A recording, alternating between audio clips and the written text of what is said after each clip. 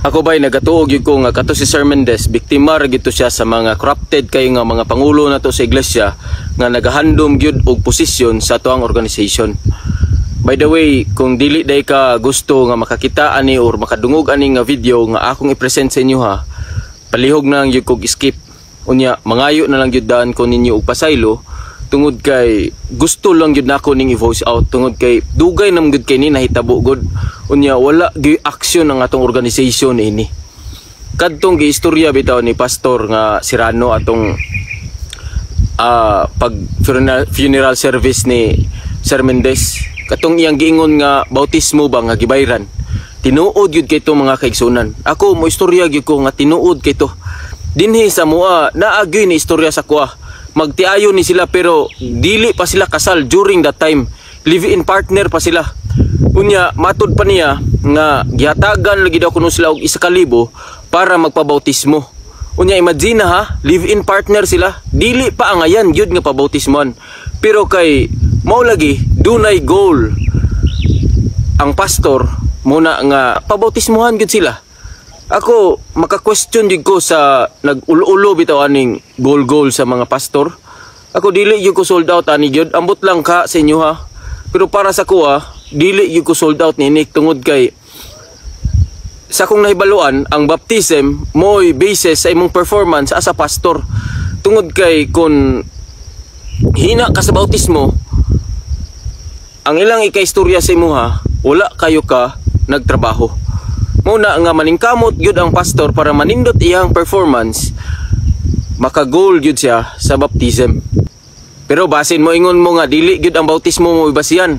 Usa gyud na siya nga pinakabug-at nga basis nga makaingon ka nga nindot ang performance nini nga pastor.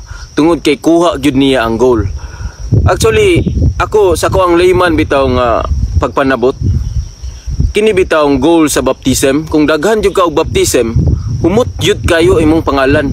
Kung humot kay imong pangalan, dali ra kayo ka mabutang sa posisyon nga taas-taas gyud, higher positions. Mo na siya nga ang mga pastors na to, ang mga leaders na to, maningkamot gyud sila nga maka-goal gyud sila og taas gyud ang performance nila sa baptism. Ato bitong mga niaging tuig atong 2016 pataas onwards. Grabe jud kay to ang baptism katong sa ikamp. Grabe to. Kaingon jud ko atong na ako'y gidala atong kuan niya gibalik-balikan jud to nga bisag ingon siya nga dili gyud ko magpabautismo kay wala pa ko kapananghid sa kong ginikanan na magsigig yung balik-balik. Niya magsigig ingon sa kuha nga dili lagi kuya ignan sila nga dili ko babautismo niya magsigig balik-balik gitong counselor. I don't know kung sa gitumong nila agid ato. Karon namingaw man, wala na may ikamp-ikamp, wala na tong daghan-daghan nga bautismo. Pero balik ta tong gibayran ba? Diri gyud ta focus sa gibayran. Ang iyang manghud ato, gibayran pod siya og 1,000 gyapon. Pag humano bautismo, matud pa nga nikaon day kuno og humba.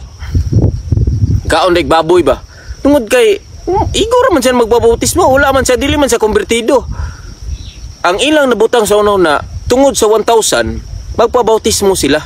Unya daghan na kay ni nahitabo gyud. Na ay pastor sa usa ka syudad, di lang nako mention ni asa ni dapita. Nay pastor didto. Kulang siya sa goal. Gigamit ning usa ka pastor pod nga gihimong leadman nila. Pyramiding ang ilahang style. Kabalo ka? Niabot imbis 200 ang expectation, niabot og 300 kapin. Nalubog na gud kayo ang baptistry. Nalubog na kay baptistry unya karon kay na short man sa paniud to. Nang likramo ang mga gipang bautismuhan nga giingon nga unsa man mo nga tuga-tuga man mo imbitar diri unya di man day mo kapakaon. Unana ba? Unya ang style sa pyramiding ba ingon ani? Mang-recruit sila og leader dito sa mao nga kana bitawng ana nga area na leader nila nga duha or pila ka buk leader unya ang budget nila sa bautismo buta na to 1,000 kay naamang gyud budget gyud ang ato ang pangwali gud 30,000 unya daw bi kay kinahanglan sa 30,000 nanglan kag 30 ka buk ana nga mabautismohan. So ilang gidula ni ang matag leader tagaan nila tag 200 unya ang mabautismohan tagaan po nila 200. So pilay gasto 400. So naapay 600 sa pastor. Ana Mao na nga inani ka corrupted. Nya dugay na kay ni. Wa gyud ni mausab. Wa gyud ni ingon nga kana bitong nabadlong nga sistema. Ako munang ako makaingon jud ko, ako mo voice out ra gyud ko ani. Gusto gyud nako ni nga mausab ni nga sistema kay dili ko gusto nga naapay laing Sir Mendez nga mamatay na sab tungod sa corrupted nga mga kana bitong handom sa ato ang mga leader sa iglesia. Pait kayo ang sistema karon nana. Unta matagan yun ning pagtagad. Maura gyud ni akong handom mahigala kay sunan. Mao ning akong gi-voice out yun ni. Do lain gid kay ni ingon nga paminawon sa uban, pero lain man pug kayo sa mata sa Ginoo nga ato ning ginabuhat. Unya wa gyud ni mausab. Maura gyud ni atong gihandom posisyon sa atong organisasyon tungod kay kung mahimo ta nga presidente dako ta og tingog sa kadaghanan. Dili ingon ana siguro ang pamaagi sa Ginoo oy. Ako may istorya ra gyud ko ani. Dili gyud ingon nga nindot paminahon gyud bati gyud kay ta. Bati na gyud kaayo ang sistema sa ato ang organisasyon. Sa una, ang mga pastor nato panahon lang Pastor Serrano, inana nga time sa ilahang mga batch ana.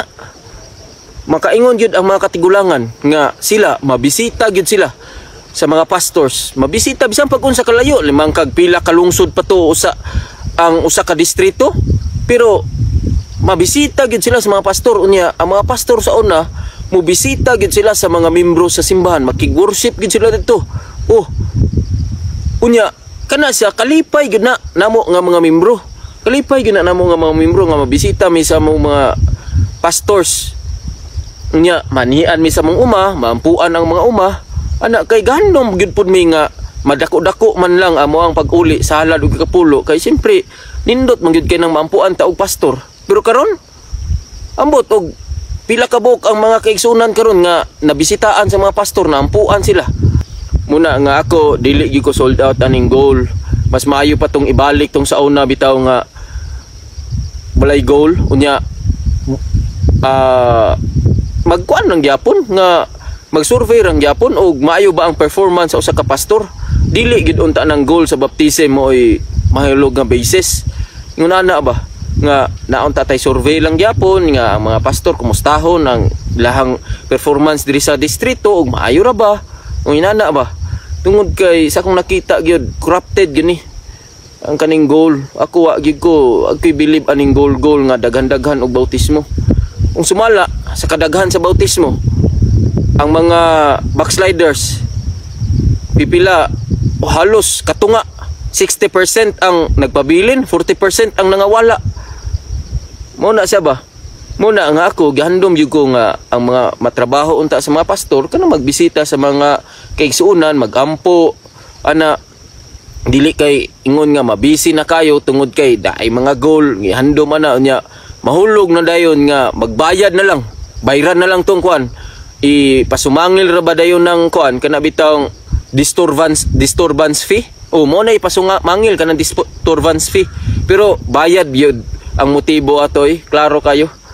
So mo na mga kaigsoon ako istorya ra gyud ko ani kay gusto gyud nako nga mausab ang sistema sa ato ang organisasyon.